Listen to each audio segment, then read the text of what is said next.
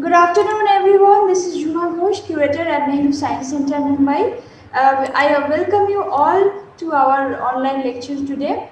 We have come to the end of our week-long online lecture series organized on the occasion of International Women's Day 2021, where we try to help the students to explore various career opportunities in future if they choose to work in the frontiers of science. Today's speaker is a familiar name in the high energy physics field, Dr. Archana Sharma.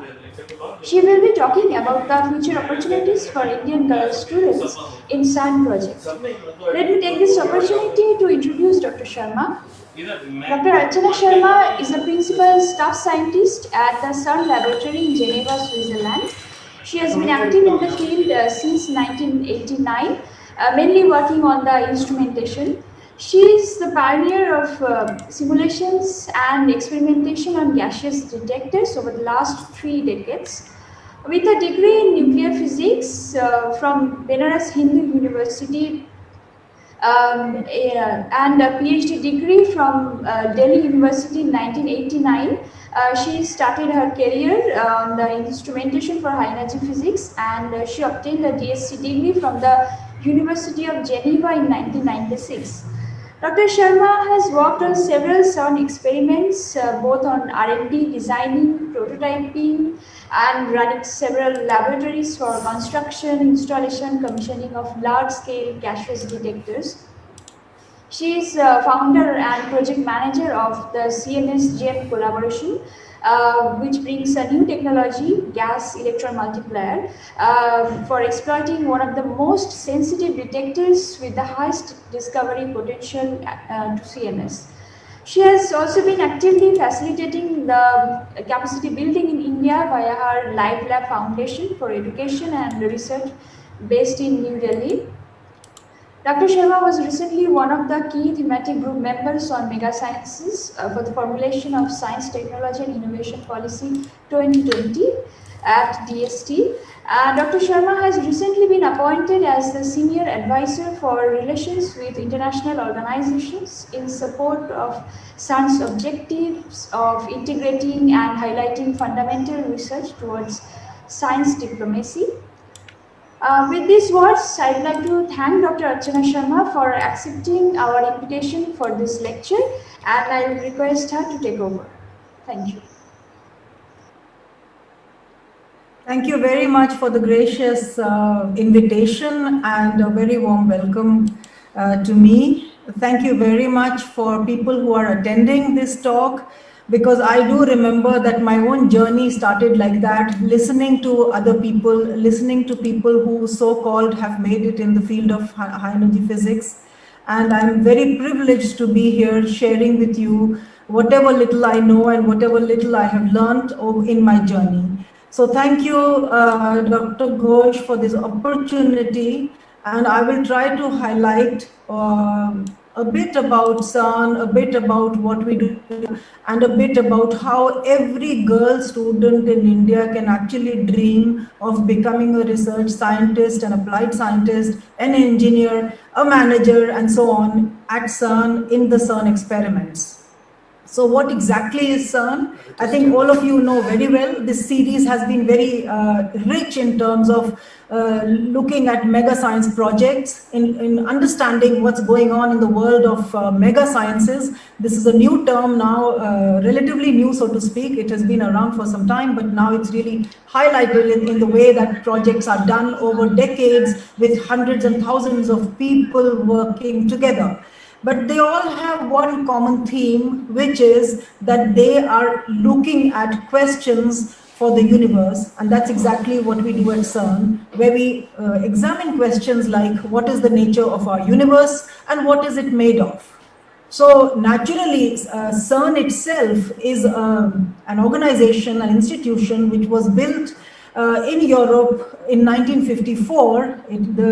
The foundation was laid when many of the European scientists were running away after the Second World War to the United States. So they all came together and they made this organization called Centre Européen pour la Recherche Nucléaire, so-called CERN, although it's no more nuclear physics, it's about high energy physics or particle physics. So scientists from all around the world come together and they work in experiments at CERN and also in their home institutions back home, in their countries.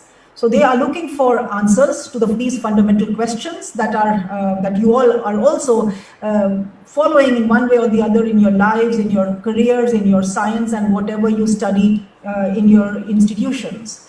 And how do we do that? We are using particle accelerators, and we are pushing the limits of technology. So I'm sure you are looking at, if you are looking at careers, you are looking at physics, physicists, engineers, accelerator physicists, technologies, technical skills, and so on. So indeed, it is a very big universe, so to speak, where at CERN, we are unlocking the secrets of the universe. And there are challenges, of course, but there are opportunities for everyone who dreams to have a career in research in particle physics. We do, of course, the research we just mentioned at the cutting edge. So we do not know yet the answers to questions like what is the technology we will use in 20 years. Just like I didn't know anything about this 20, 30 years ago, it took 20 years to come to a decision, what should we use as technology for the experiment that's going on today or will be done a decade later. So these are very long projects, and we need to prepare our ground in such a way that we are always at the cutting edge.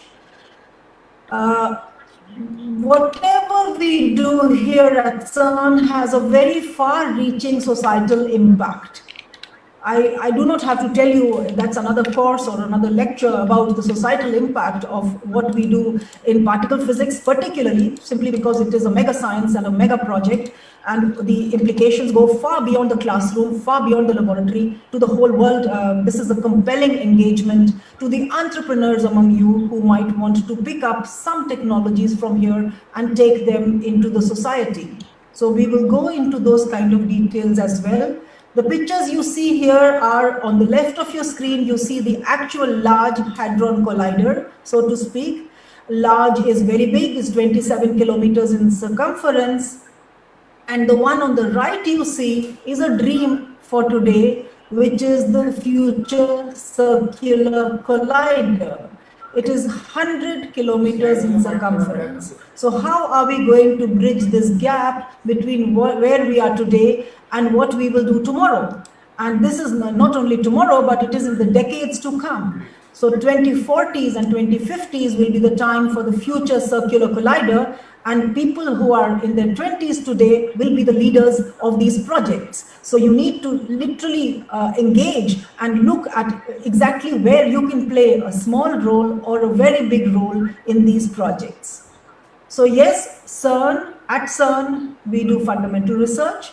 This is, of course, a driver of innovation, because if you only Google kt.cern, that is knowledge transfer.cern, you will see the number of technologies that are available for technology transfer and for conversion into societal impact is immense. So it is a driver of innovation, and yet these mega science projects are looking at physics questions.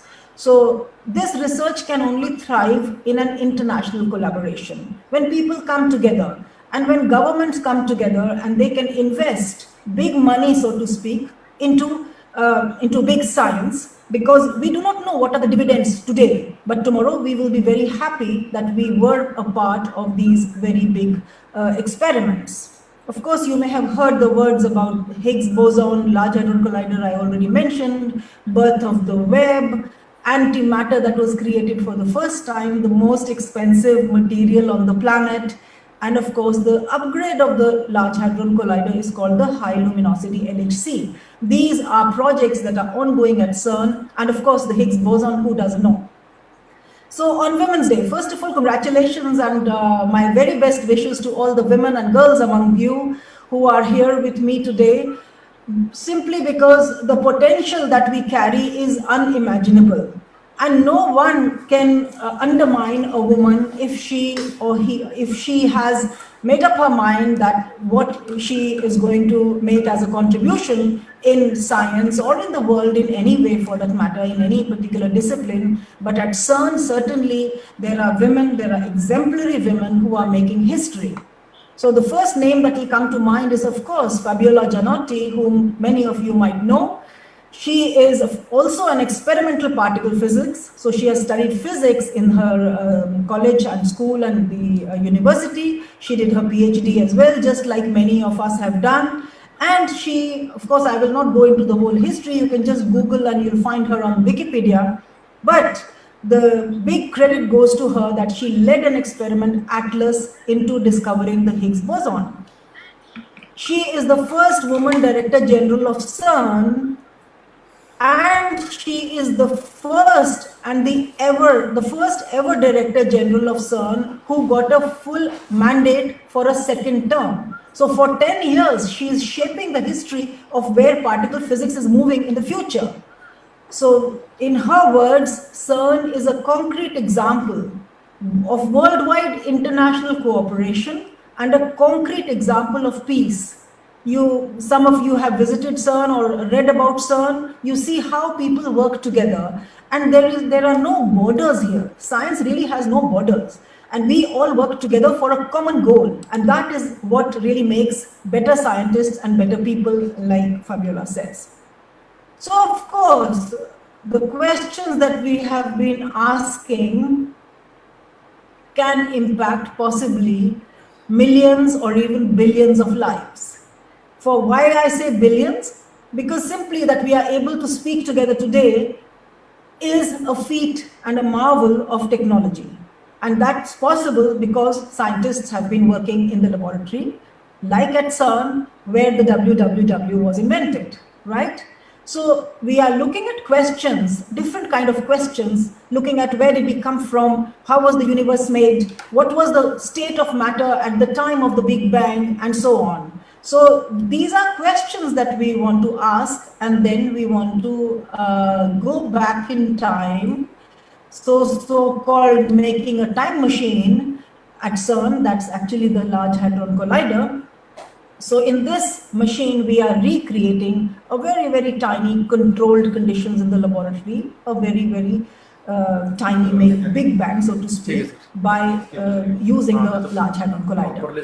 All of you know about the current understanding of the constituents of matter. You know that matter is made out of crystals, molecules, and then if you go deeper, you will look that they are made out of atoms, and the atom itself is made out of the atomic nucleus. And inside the nucleus, of course, we have protons and neutrons, and these are also made out of quarks. And of course, the electron that completes the atom is a lepton, so to speak. Lepton and hadrons are just generic names, don't be too confused. But these are fundamental particles. And how did we come to learn about this? How did we know about this? So we tried to smash things together, and when we smash things together, we can find out what is inside whatever we are smashing. So if I take two helicopters made out of Lego, let's try to smash them, giving them some energy. What happens? They break down, the helicopters break down. We do not see really where our helicopter disappeared, but we can sort of build it back together, right?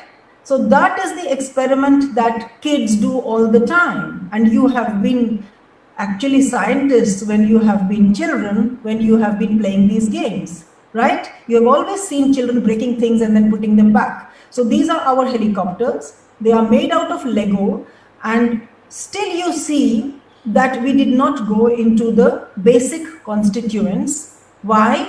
Because the energy that was given to the helicopters was not enough. So let's give a little more energy, and when we give them a little more energy, then we come to the basic building blocks of our helicopters, right?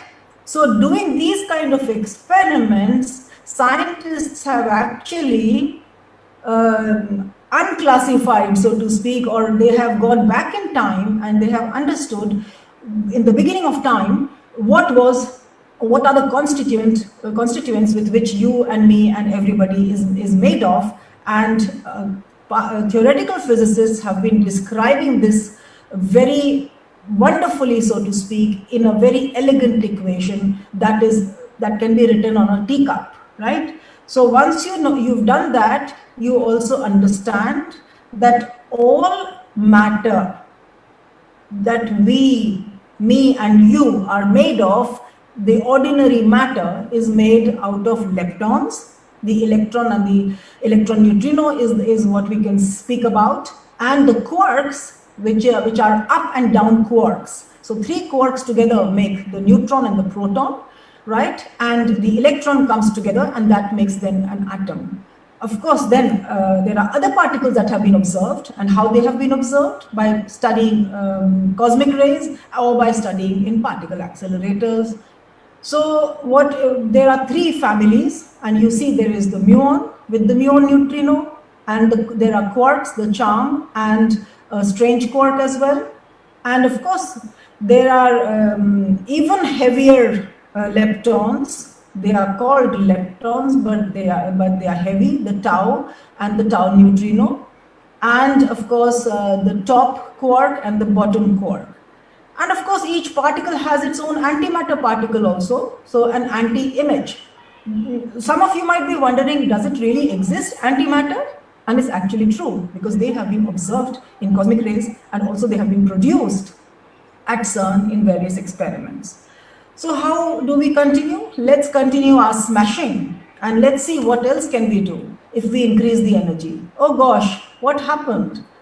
Instead of having the basic constituents that we had started with, we get something completely unexpected. So indeed, we have gone back in time, just like the dinosaurs. Suppose the Lego helicopters, they are made out of, we have just given them energy.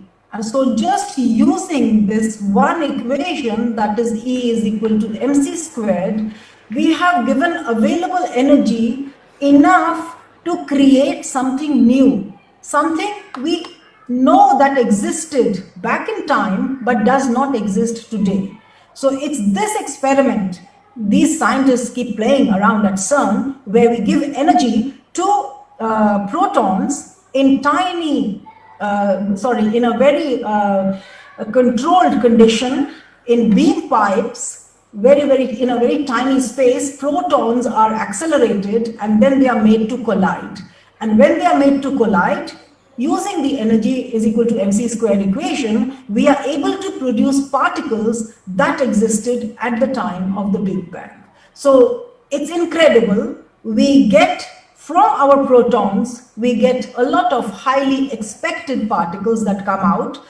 So let's say that we start with mosquitoes. So if we start with mosquitoes that are our protons, we get a whole lot of things coming out when a lot of energy is given to these mosquitoes. So it is simply incredible. It's nearly magical, but it can be explained by science and by all the people who have been working behind to create those equations and to create very highly expected results of these experiments. So there are the physicists, the theoretical physicists, and then there are the experimental physicists who are working on the experiment. So of course we want to continue the experiment and try to see what more can we get. So yes, there are many questions, as you know. What is the origin of mass? What is the nature of dark matter? Because we know that first of all we exist. It means that matter has somehow superseded antimatter. It does not behave in the same way like antimatter. So there is some imbalance in the universe, and that imbalance must be studied, right? For dark matter as well, there is a lot of imbalance in what we can actually observe and what should be there. From all the measurements that have been done by cosmologists and astrophysicists, all the information that we have suggests to us that there must be something more, and that something more is dark matter, but we do not know what it is, so we need to study. And of course, the state of matter at the time of the Big Bang is that primordial plasma, so to speak, which we would like to study and which has been observed at CERN. And of course, there is an experiment that's dedicated to each of these questions. So yes, there are many opportunities by studying STEM. You study, of course, in school, you study STEM, and then you study nuclear physics or particle physics. In fact, now it is particle physics, and it's also called high energy physics. So yes, we have exemplary Indian women working with the experiments and the theory. This slide particularly shows you the 3 women who have been doing amazing contributions in the theory work that is going on at CERN. I will not have time to go into detail of every person, but I encourage you to go just on Google and just type their names. So who doesn't know Padma Shri Rohini Godbole, Nishita Desai, and Suchita Kulkarni, who are making incredible predictions for what can we measure in our experiments. And particularly for Rohini, she has contributed to the suggestions on what exactly we would be able to measure, and that was in fact confirmed when we had discovered the Higgs boson that was discovered at CERN. So there is a disclaimer I would like to mention, which is that I will not be able to do justice to all Indian girls and women at CERN, and whoever I will be able to mention, it is of course, please bear in mind, it's a partial list. So our experiments require many things. First of all, there is no solo game here. It is a very big teamwork and everyone has to work together. That's one condition in our field. So it's not only about being specialized, because I do not know much about accelerators. If you ask me many questions about accelerators, I wouldn't know. If you ask me about detectors, I might know something about detectors because that's what I have done over the last 30 years, right? Some people are experts in computing, and of course we need thousands and thousands of engineers, technicians, support staff who will be able to build and operate these very complex machines. So we need these different kind of, let's say, career path of people who will help us to create this very large, the largest microscope on the planet, so to speak. That's our Large Hadron Collider. Oh, my animation is not going the right way. I'm sorry for that. But what you actually see here is an aerial view of CERN. And the Large Hadron Collider lies 100 meters below the Earth. The line, which is like a plus line in the middle, is actually and on the left side you see Switzerland, and on the right side you see France. So our experiments really, they span literally from the time of the Big Bang, and we study the implications of what we do go up to the scale of the universe, so to speak.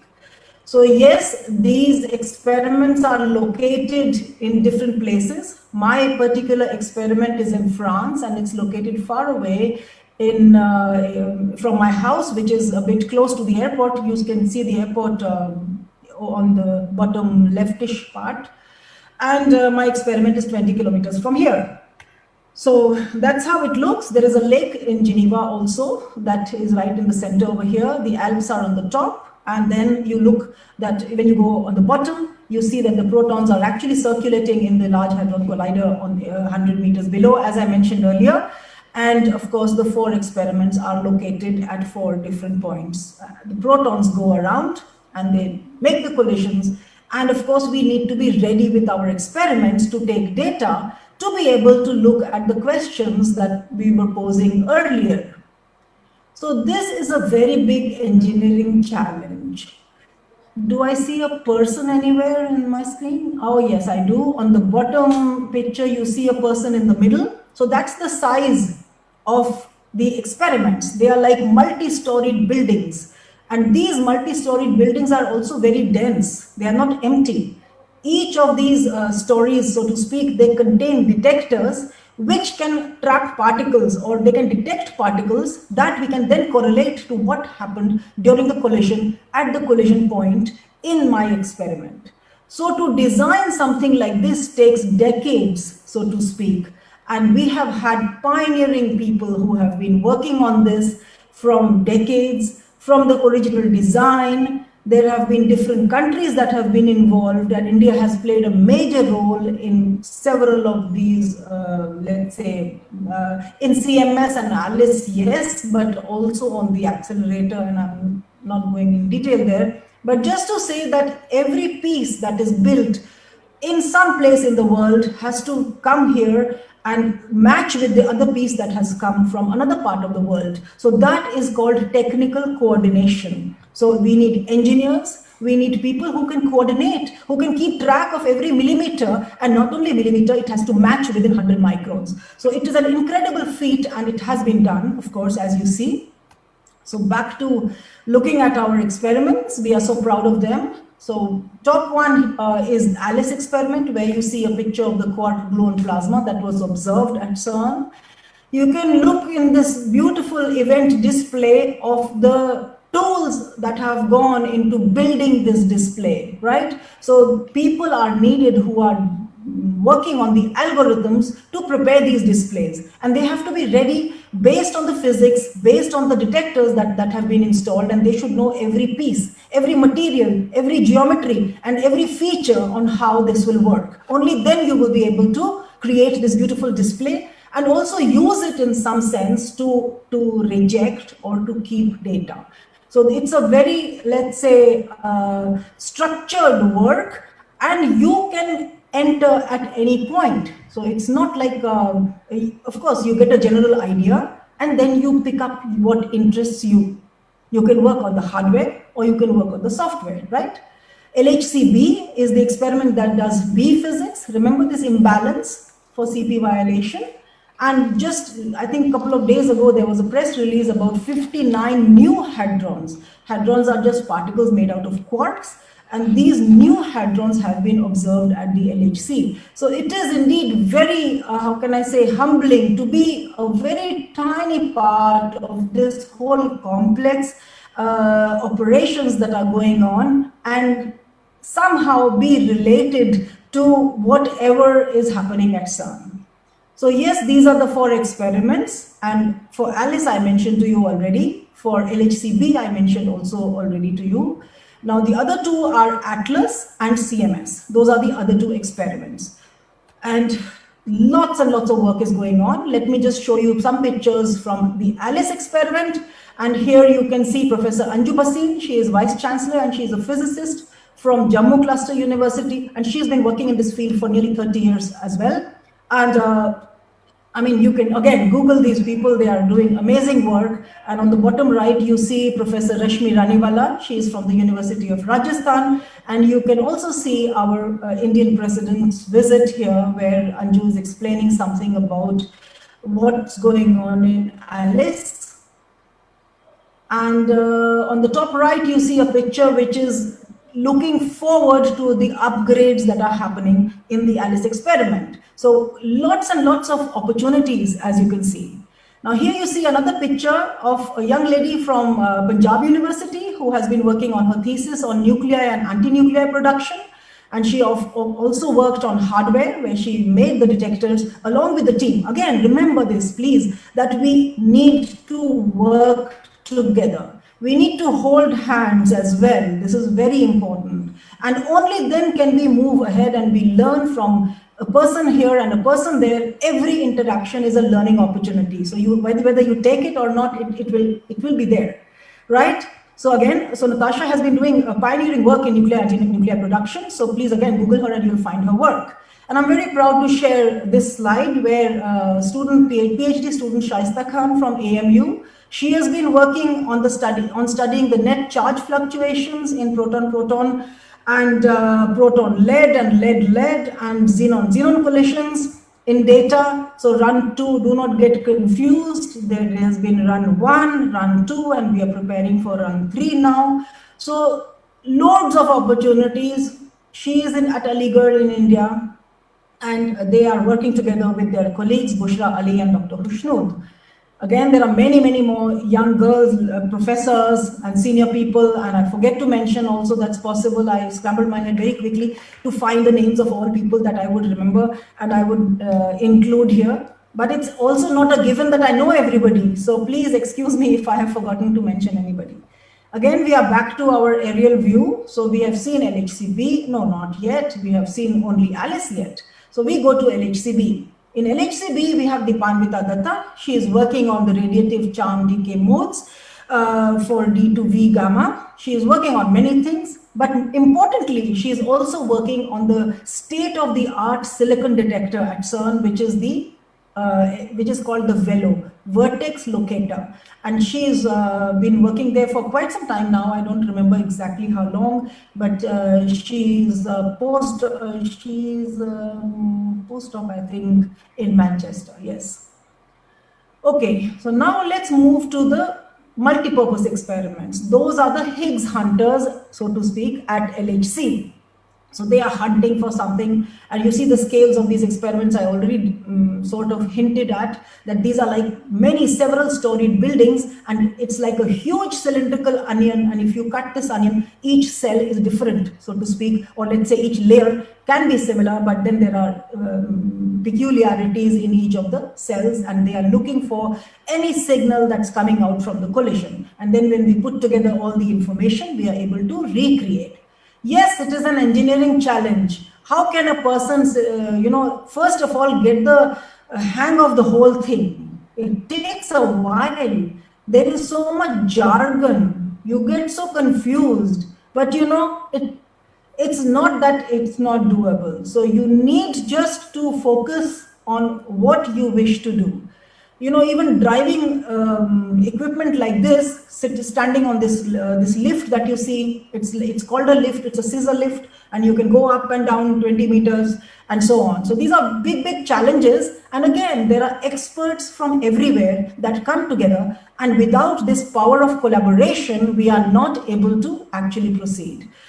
So here is another celebrated physicist from our country, Meenakshi Narayan. She is a professor at Brown University. I will not read out about her because she is very well known, and you are really encouraged to look at her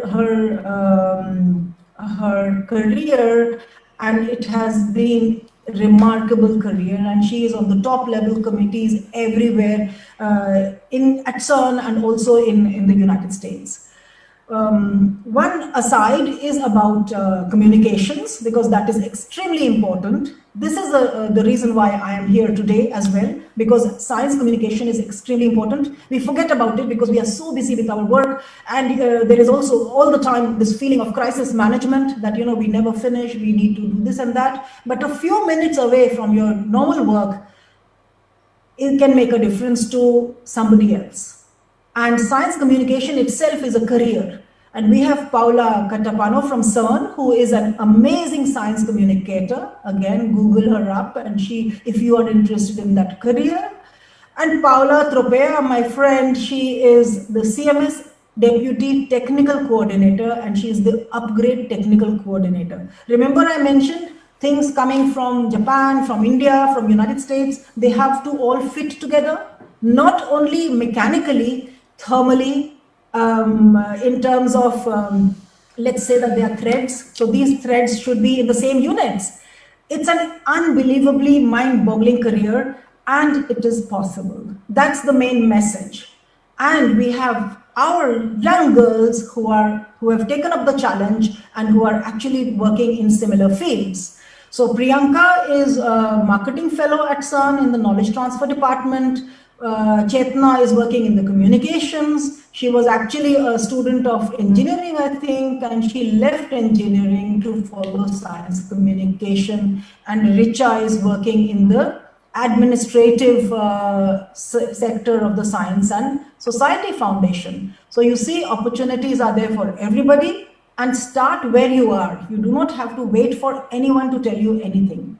Speaking about data challenges are incredible. I mentioned to you a bit about it, not too much, but you can only imagine that the amount of data, we are talking of petabytes here, that needs to be sifted to look for one signal out from the collisions. Out of all these million collisions that you have, then you have to pick out a single signal that is for discovery physics or the Higgs boson. So again, looking at careers, the software engineers among you, or people who like to work with machine learning and so on, you have a challenge right there. And data is also open, by the way. So CERN believes in open data, and the data has been published. So you can sit at home and start doing your analysis.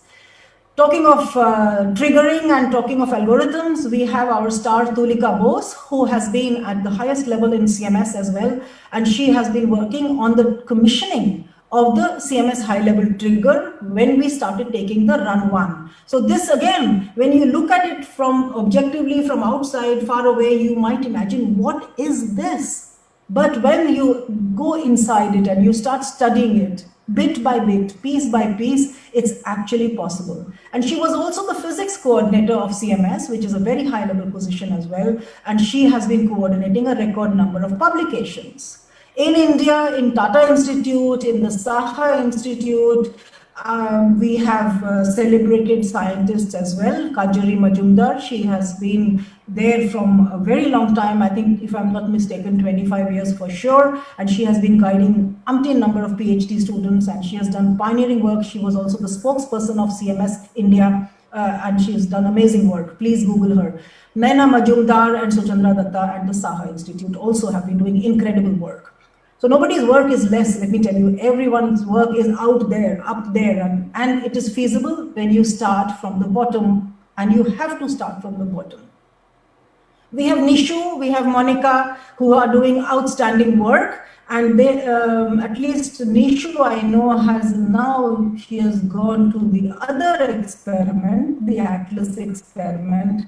And just to say that my experiment is the CMS experiment. And Monica has been doing incredible work as well. She's a postdoctoral researcher at the moment, and she was also awarded the prestigious CMS Achievement Award. So again, lots of physics work, lots of hardware work, and all is going on in tandem. We have Saptaparna and we have Shivali as well, who are working again at the forefront, but everybody of course starts small, and they have done very, very big contributions to CMS and to different kinds of, let's say, projects. Can't go into detail. Pallavi Das is also a postdoctoral researcher. She is working at Princeton, and she's working on the trigger operations, which is incredible, so to speak, because I always marvel at how people can do such complex algorithms and how we are actually making this data. You know, I'm a nuts and bolts physicist. I just know how to build the detector, and then after the detector, take the data and please give me the physics signal. What happens in between is quite a magic that happens, and I always marvel at people, and particularly women who are leading these kind of activities. Then you see Archana, she's Archie, we call her Archie, otherwise you might confuse her with me. So she's doing incredible work. She's a postdoctoral fellow at Aachen in Germany, and she works day and night at Point 5, which is our experiment, how it's called, and are again role models for young girls to imagine that yes, these careers are possible. There is Shilpi, there is Sudha, and all of them are doing a lot of work in both these experiments. Of course, they worked in CMS as well as Atlas because of the opportunities that they received. And I also wanted to highlight Prachi Atmasedha, who is working on the new small beads of muon system of Atlas, and she's been doing great work there as well. Oh, there is more. Sandhya and Deepthi and Swagata. So everyone is working in these experiments, and they have done loads and loads of physics analysis, and all the publications that you hear about, they all have a certain, let's say, input that is coming from our girls who have been working a lot in the software development, in the analysis, in the algorithms and searches and so on. Now, here is an engineer. Deepthi is an engineer, and she is working as a project engineer for the North area in the beams department. So this is something different. Although the picture shows CMS, but I didn't realize that she is actually in the beams department. So she should have gone in another section. Doesn't matter. We are always proud of our girls. Now, here is a collision that was observed in CMS and in Atlas, and it's only one. But then in summer 2012, when the results were actually announced, we understood that this bump that you see over here was a bump demonstrating to us that it could possibly be a boson, and a boson that we knew called the Higgs boson. Different modes of decay are here. And we also have Seema from IISER Pune, who has been recently elected as a fellow of Indian Academy of Sciences, who have and has done incredible work as a convener of SUSI in CMS, and she's really doing pioneering work. And any one of you who are close by in that region, you can always go and get in touch. So big day, July 4th, 2012, when there was this official announcement and an official seminar at CERN, which was followed live all over the world in Melbourne, where there was this conference going on, very big particle physics conference, where at CERN on the left, you see Fabiola and Joe Incandela, who were the respective spokespersons of Atlas and CMS, where this was actually announced, the Higgs boson. And it also got the Nobel Prize in 2013.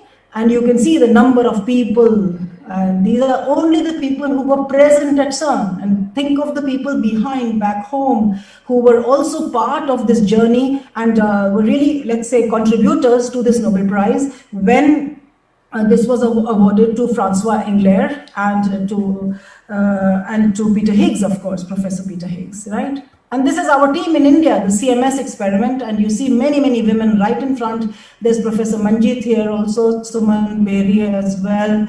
I cannot go through all the names as you can imagine, but this is fantastic to know that big science really wins a lot of Nobel Prizes, right?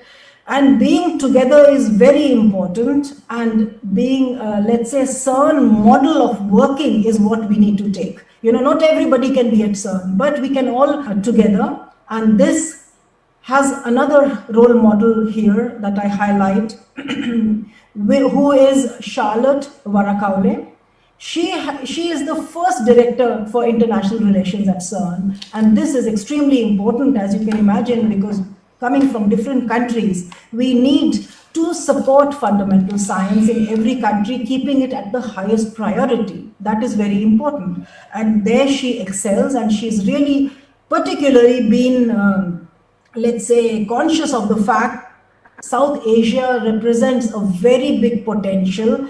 And we have had several events at CERN, outside CERN, where she has been a key player in facilitating those events. Now there are new projects at CERN on the horizon. LHC, you heard, high luminosity LHC is the upgrade, where there is of course a lot of room to engage. Lots of data already exists. The future is coming. So girls, it's really time to engage and to look at what's happening, what's coming up. What is this new project called the Future Circular Collider with 100 kilometers circumference around Geneva? It will dwarf the Large Hadron Collider. So it is time to engage.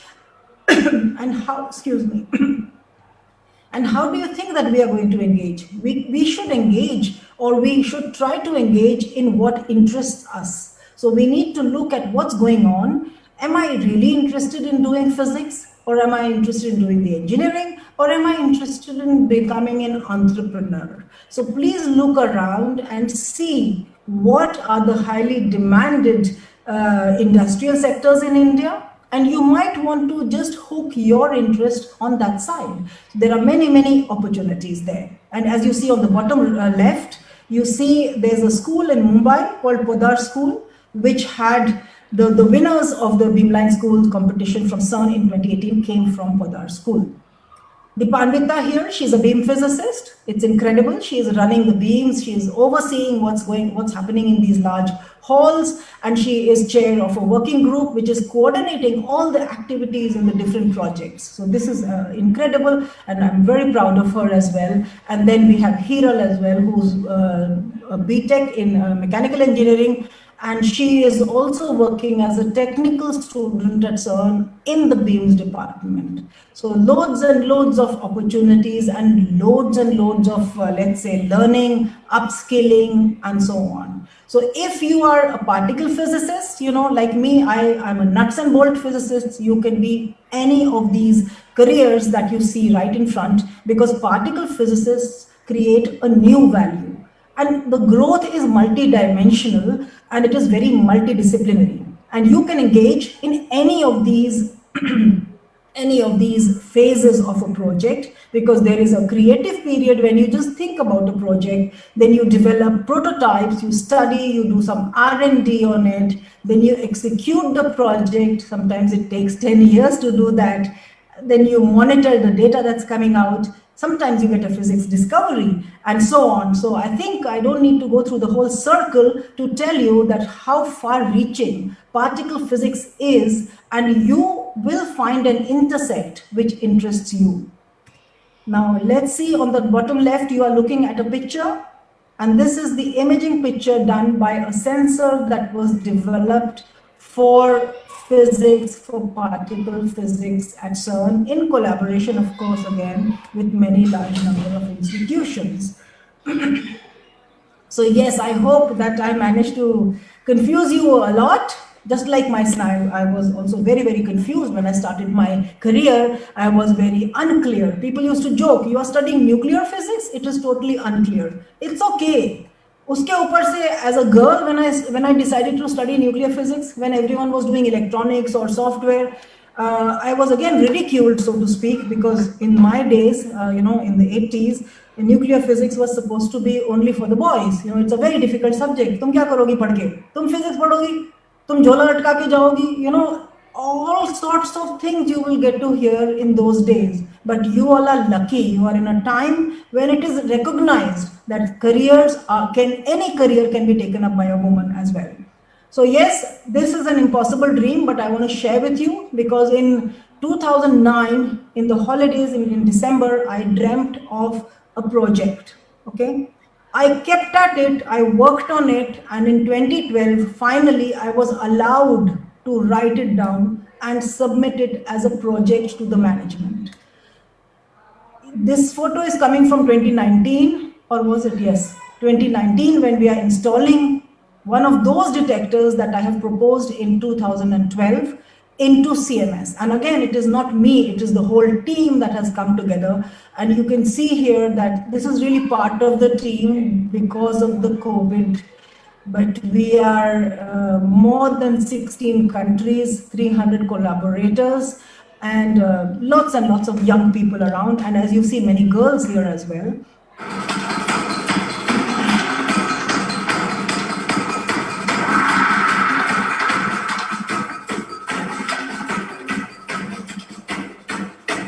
So you saw how nicely it was installed, and in the end, it was really like a big achievement for our collaboration, that despite the pandemic, we were able to install this detector. And last year, we also won a small prize, not big, for this particular feat.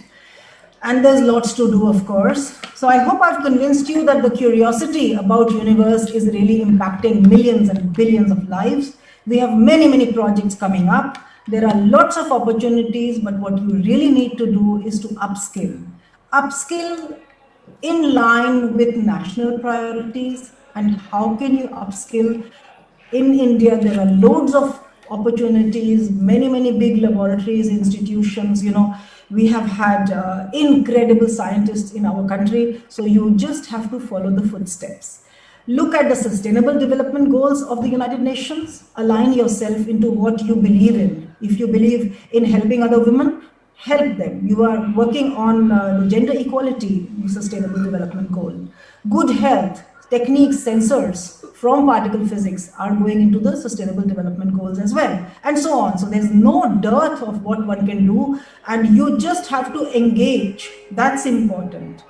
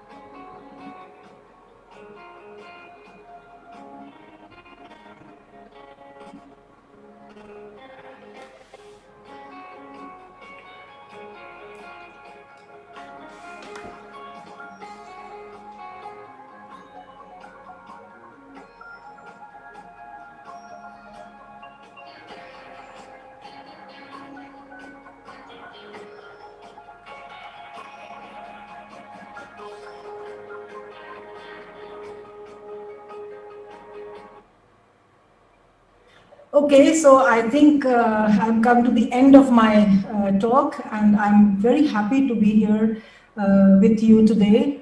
And seriously, there are lots of opportunities, and the best is around the corner. We have just started the journey, and I'm really very, very happy to answer questions now, or if you have any remarks, I'm happy to take them on board. Thank you very much. Thank you very much, ma'am, for this wonderful lecture and wide discussion. I think you have covered most of the topics, and that's why audience don't have much questions. But still, if the audience have any questions or comments, they can put it in the Zoom chat. For the participants who are attending it through Zoom, I will invite questions from them, as well as the audience who are participating through Facebook Live. They can post their comment or any questions in the comment section. I will take either of them. But as there is no more question, at least up to now, I think it will be worth to discuss maybe different kind of outreach activities by CERN, like their summer programs and their programs and openings for the undergrad students. Maybe you can speak some lines about that. Definitely, Huma. Thank you for the question. Indeed, all young students who would like to engage may want to look at the website called careers.cern. And there you will be able to see the number of opportunities for students. And these opportunities are starting from being an intern to being a summer student, which is about 14 weeks, if I remember well. There is technical students program, there is doctoral students program, and of course, there are many, many lectures that are constantly happening at CERN, even technical lectures that are completely free. So you are all requested to please go to careers.cern, and you will be able to just navigate and look at the opportunities.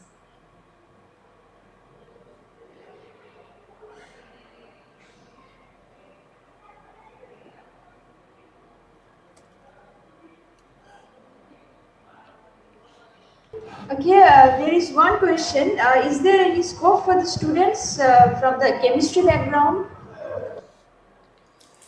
So there is a lot of work going on, for example, on detector, and these detectors have a lot of materials, and these materials sometimes need a lot of, how can I say, analysis.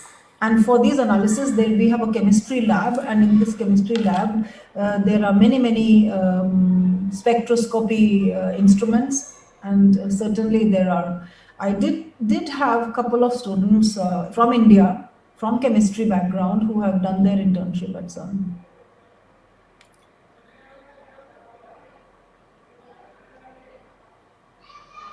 Thank you, ma'am.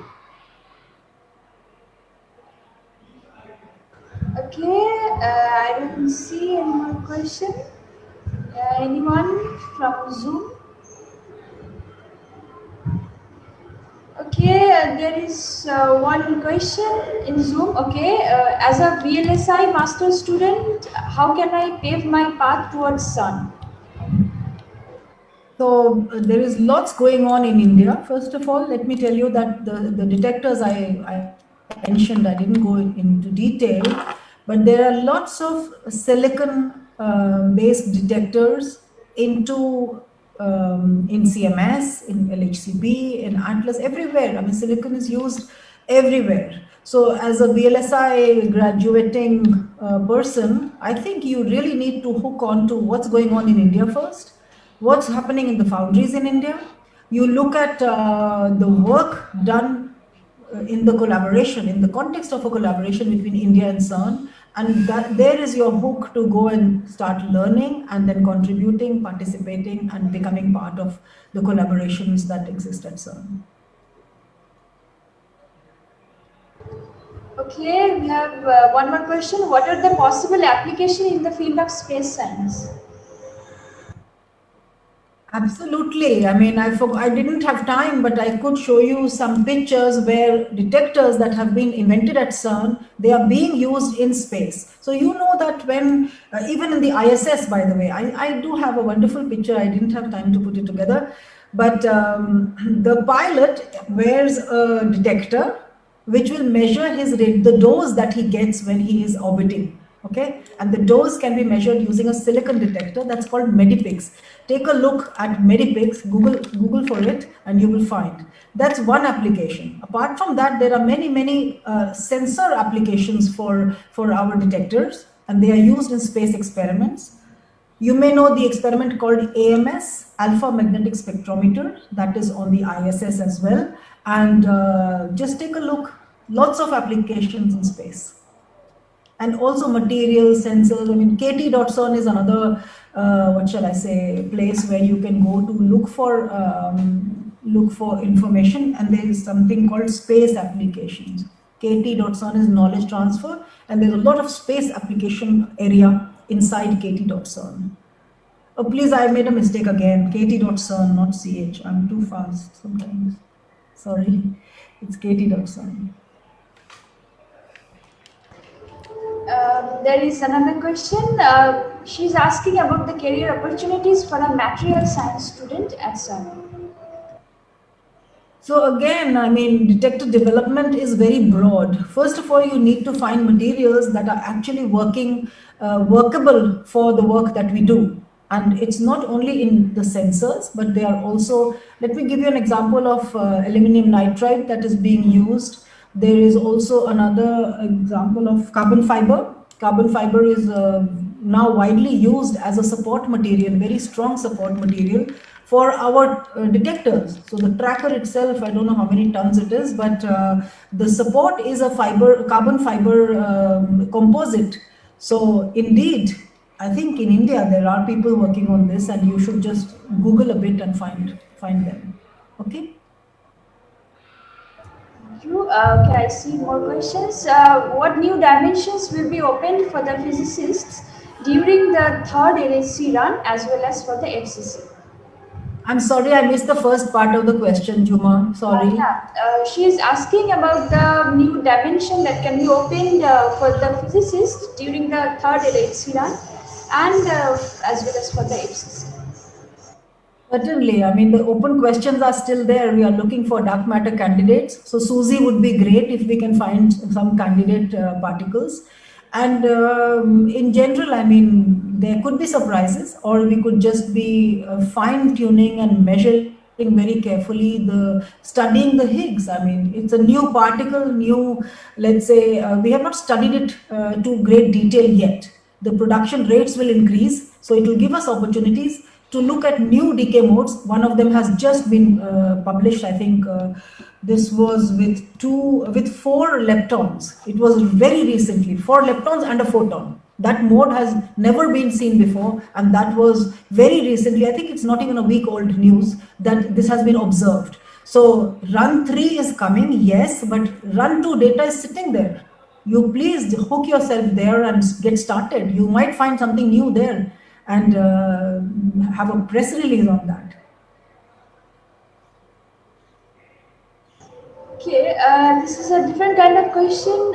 She's asking that most of the students have no experimental experience in particle physics, but want to pursue physics and are not being selected.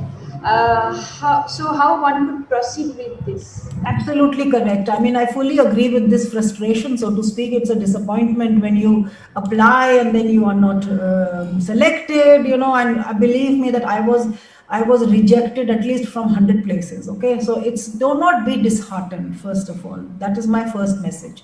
Second message is, in our country there are so many things happening in mega sciences, and there are a lot of experts in our country.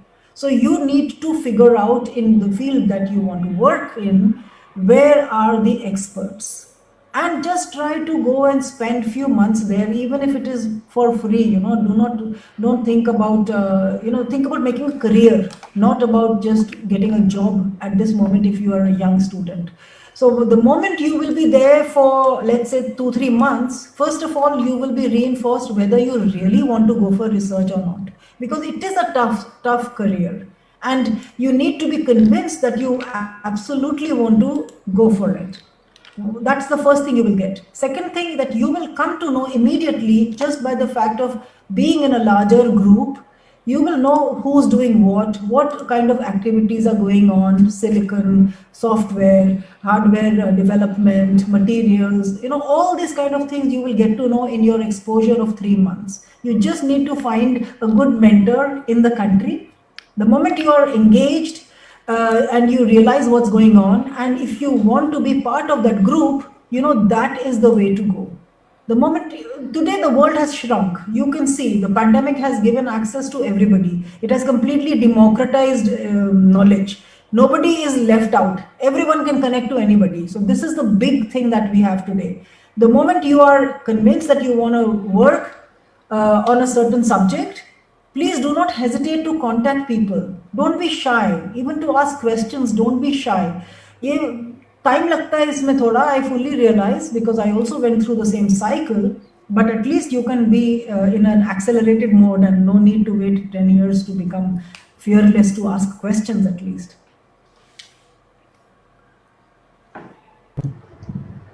Okay, one of our audiences have a question. She works with combining spectroscopy data and then applying it to the machine learning. Is CERN providing any opportunity on it? This is our question. It's for learning, is that correct? The question is on learning. Yeah, machine learning. She is working on the spectroscopy data and its application to machine learning. Machine learning, acha, I see. Definitely, there are so many resources. The problem with the web is that you have so much of information that you are unable to navigate to the right part. So there is a communications and education department of CERN. Please go there, and I think it's called Education, Communication and Outreach. Yeah, outreach. That's how it's called. Just Google there and you will find so many resources, and you will even find people who will be able to answer your questions in a better way than I can do, because I'm giving you just, let's say, a generic information. But you need to catch people and you need to get all these resources, and they're freely available also. Right? Someone else has a similar question. She's working as a full-time professional, working in the data science and machine learning. So she was also inquiring about different opportunities that are available in that area. So I think you can also refer to that site, yes. And I have given you the names of so many women as well. So I think please do feel free to contact them. They are all very nice people. And the one big thing is that we have to hold each other's hands to move ahead. We are less than 15% when we look at the global picture. But in the younger stages, they are like 50%. So we need to enable everyone to move ahead. So I'm very happy to say that at least in these mega science projects, we really hold hands and we really move ahead together. So please take advantage of this and get in touch with all the women I've mentioned, and some of them I hope will answer, and you will get what you're up. Okay, I don't see any more questions. I think I have taken all the questions from the Zoom. Yeah, I'll just check once that I'm not missing. Yeah, okay, I think I have covered all the questions. Okay, Facebook, there are no more questions. I'm very happy that many people have asked questions in Zoom as well. They have interacted quite well, and also I know that many people are probably shy and they don't want to ask directly. Okay, but I'm happy that we have interacted with some persons, and if this lecture and the other lectures of this series have helped them just to explore those various opportunities. If they have helped them to find out some way in the career, because it's quite confusing. So that was our aim of this online lecture series. I want to thank Dr. Archana Sharma, the last speaker of our online lecture series on this special day, this 8th March. And as we will end this online lecture series, I want to thank all the audiences for showing their curiosity, who have joined, interacted, and listened to our lectures. I hope they will also be with us in future for all the other programs. And I'd like to thank everyone once again. And if you have missed any other lectures or you want to attend the other ones, you will find all of them on our Facebook page, Nehru Science Center Mumbai. If you go to the tab live, you will find all the 7 lectures in different 7 meta science projects on the similar topic. Do we have any questions? Okay, I see a few more questions. Okay, I'll take one last question. Can the silicon detector technology be extended to using fibers, which are relatively cheap? Do it. Yeah. Okay. Now I want to end this here. Thank you very much. Thank you, Juma, and thank you everyone for attending the lecture as well. Okay, thank you. All the best. Bye-bye.